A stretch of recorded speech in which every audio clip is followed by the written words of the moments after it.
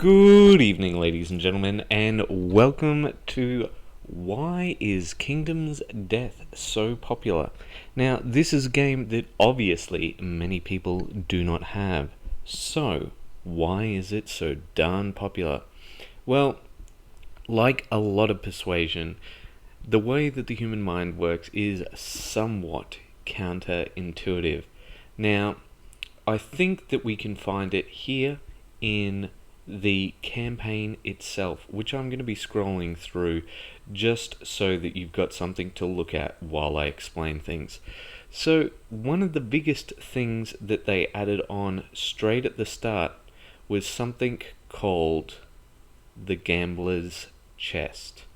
Now, the reason why this is really important is because this is critical to understanding the mentality behind why people are supporting this particular game.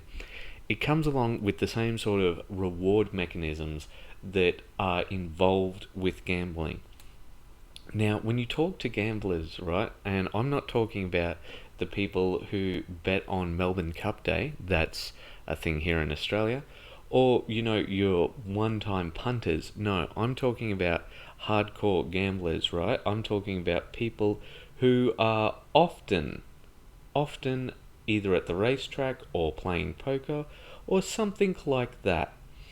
These people very, very much know the odds.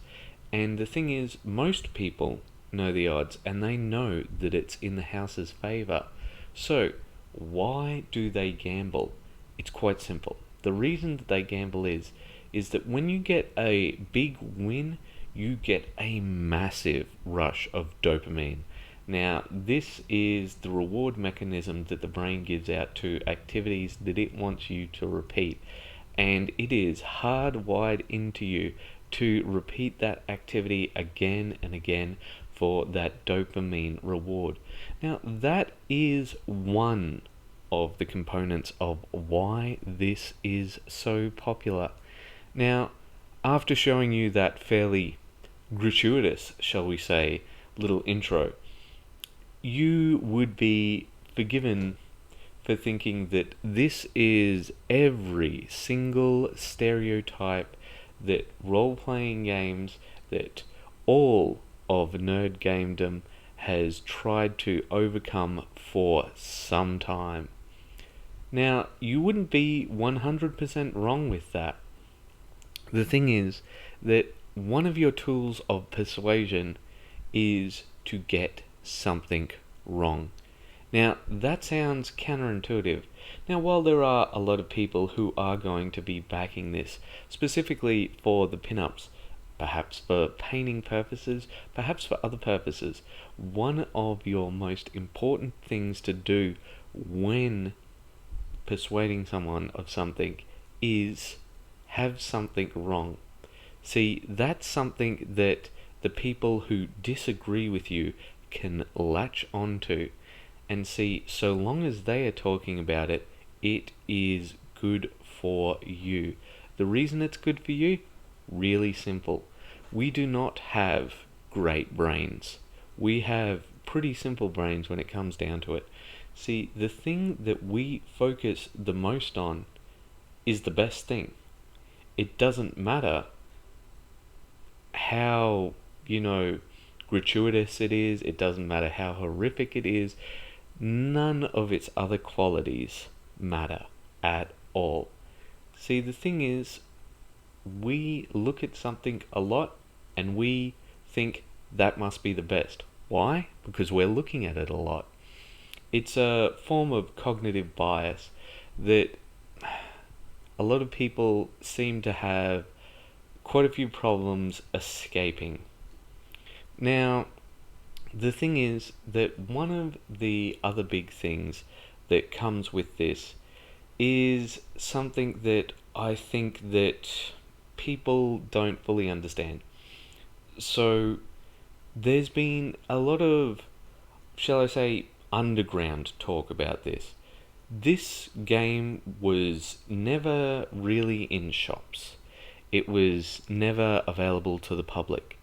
But if you had a role game buddy or a board game buddy or a miniature gaming buddy, there's a strong chance if they were into it enough, they'd heard about this. And this is one of the great things about this game. See, it's not a board game. It is, but it's not 100% a board game, right? Is it a combat board game? Well, no, there's a civilizational aspect to it. Is it a miniatures game? Well, there are miniatures to it, but do you have to paint them? No, you don't. There's a lot of aspects to this game which aren't 100% the aspect. The art is absolutely phenomenal, and the game is, to be frank, over-designed. Now, this isn't a fault of the game per se. What it is just a frank discussion of what this game is. So, the game itself is irrelevant when persuading people, because most people don't know what they're buying when they're going on Kickstarter. They're going off art, they're going off word of mouth. You've got a whole lot of hearsay which adds up to something that people have in their gut and not in their head, a feeling. Now, the thing about that is this. You see this game, you hear a lot of people talking about it, and you see everybody getting excited about it, but you can't see the reason behind it. So, you have only one of two options. One of those options is to completely deny this game and denounce it. If so, you have become part of the marketing wing for this game. You're talking about how it's ridiculous, about how even Freud would scoff at this game and some of the phallic symbolism. Sorry, I choked up a bit there. And other things like that. By the same token, on the other hand, if you see all of this and you're not ready to denounce it, what do? You go in for a little. You go, oh yeah, it looks good. And the moment that you do that, you're convincing yourself to get into it. And the more hype you see behind it, the more people you see backing it, the more you're worried, am I missing out on something? So I just wanted to put this together and do a little basic package on the persuasion behind why people are so excited about Kingdom's death. So I hope that you found this information useful, and I hope to see you in the future. Alright, see ya!